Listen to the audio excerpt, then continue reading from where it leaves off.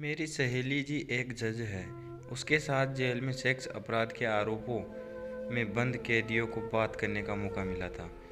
एक 25 साल के कैदी ने बताया, मैं गांव का रहने वाला हूं। मैं शहर में एक कारखाने में काम करता था। मैं जिस मकान में रहता था, वे दोनों पति पत्नी भी उसी मकान में रहते थे। उनकी शादी को कई साल हो चुके थे, मगर उनको कोई बच्चा नहीं हुआ था। 29 साल का मकान मालिक थी।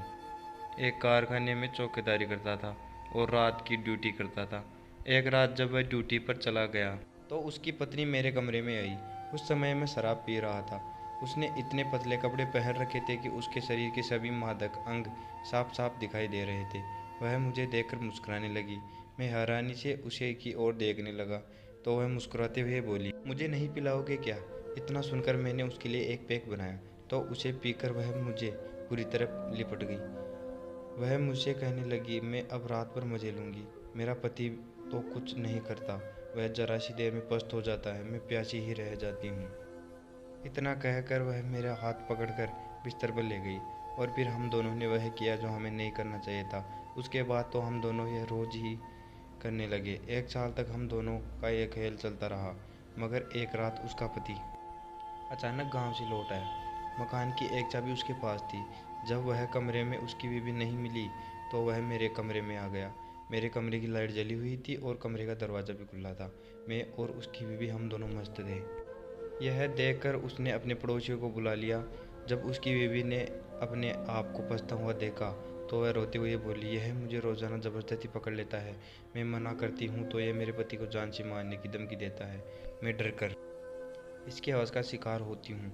इसे खूब मारो और पुलिस के हवाले कर दो, तभी इस बीच से हमारा पीछा छूटेगा। उसकी इन बातों को सुनकर उसके पति और पड़ोसी ने मुझे खूब मारा और फिर पुलिस के हवाले कर दिया। मेरे बारे में जब माँ बाप को मालूम हुआ तो उन्होंने दुखी होकर खुदकुशी कर ली। मकान मालकिन के चक्कर में ज़िंदगी बर्बाद हो गई, कहते हुए वह कैदी बुरी तरह रोने लगा। एक 52 साल के कैदी से भी बात करने का मौका मिला। वे बोले, मैं एक गांव में राजकीय उच्च माध्यमिक विद्यालय में प्रिंसिपल था। मैं अनुशासन प्रिय था। मेरी इस बात से के चलते शहर में रोजाना स्कूल आने वाली 3 टीचर मुझसे नाराज रहती थी। वे रोज ही देर से स्कूल आती थी। एक दिन देर से आने वाली एक टीचर को अपने कमरे में बुलाकर डांट दिया तो उसने अपना ब्लाउज फाड़कर बुरी तरह से दहाड़ मारते हुए रोते हुए बचाओ बचाओ की आवाज़ लगाकर स्टाफ को वहां बुला लिया। जब स्टाफ वहां आया तो उसने रोते हुए बताया कि मैं उसके आबरू से खिलवाड़ कर रहा था। दूसरी टीचर भी सभी से कह रही थी कि यह हरकत मैं कई बार उससे भी कर चुका हूँ। तब तक गांव के और लोग भी वहां आ गए थे। उन्होंने मुझे प्रिंसिपल के नाम पर कलंक मानकर उसी समय पुलिस को फ़ोन कर मुझे गिरफ्तार करा दिया। बाद में मुझे पता चला कि वह उन्हें अपनी एक रिश्तेदार को प्रिंसिपल बनाना था ताकि वह अपनी मर्जी से स्कूल आए जाए। उन प्रिंसिपल की दास्तां सुनकर मुझे और मेरी जस सहेली को यकीन ही नहीं हो पा रहा था कि स्कूल के एक प्रिंसिपल के साथ भी ऐसी भी घिनौनी साजिश रची जा सकती है और उनकी ज़िंदगी बर्बाद करने वाली टीचर भी शिक्षा विभाग में मौजूद है। फिर हमें सेक्स अपराध के आरोप में जेल में बंद एक 35 साल के कैदी ने बताया, मैं अपने एक दोस्त की मदद करना की भूल की सज़ा भुगत रहा हूँ। उसकी छोटी बहन की शादी थी। उसने कहा कि मैं पैसे उधार लेकर उसकी मदद कर दूं। मैंने किसी जान पहचान वाले से पैसे उधार लेकर उसकी मदद कर दी। उसकी बहन की शादी को काफ़ी समय हो गया था, मगर मेरे पास उस दोस्त के मुझे भी एक पैसा भी नहीं लौटाया था। एक दिन मैंने उस दोस्त से पैसे मांगे तो वह साफ सुन मुकर गया कि मैंने उसे पैसे उधार दिए ही नहीं। मैंने उसे याद दिलाते हुए पैसे के लिए कहा तो दोस्त और उसकी बीवी मुझे सेक्स अपराध के आरोप में जेल भिजवाने की साजिश रची।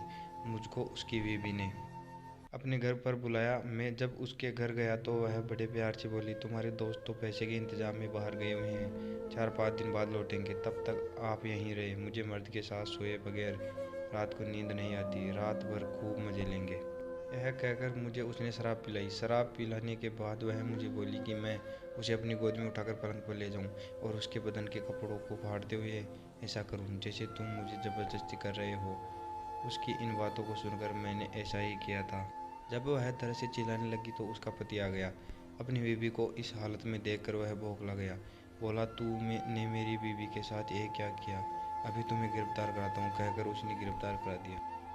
उस कैदी की दुख भरी दास्तां सुनकर मैं और मेरी जज सहेली मन ही मन सोच रहे थे कि यह कैसा ज़माना आ गया है कि किसी पर रहम खाकर उसकी मदद करते हैं तो मदद पाने वाला अपनी मदद करने वाले के खिलाफ भी साजिश रचकर उसकी ज़िंदगी बर्बाद कर रहा है। जेल से लौटते समय मैं और मेरी जज सहेली जेल में बंद सेक्स अपराध के इन अपराधी कैदियों की दास्तां सुनकर इसी नतीजे पर पहुंची थी कि ज़्यादातर कैदी दूसरों की साजिश के शिकार हुए हैं।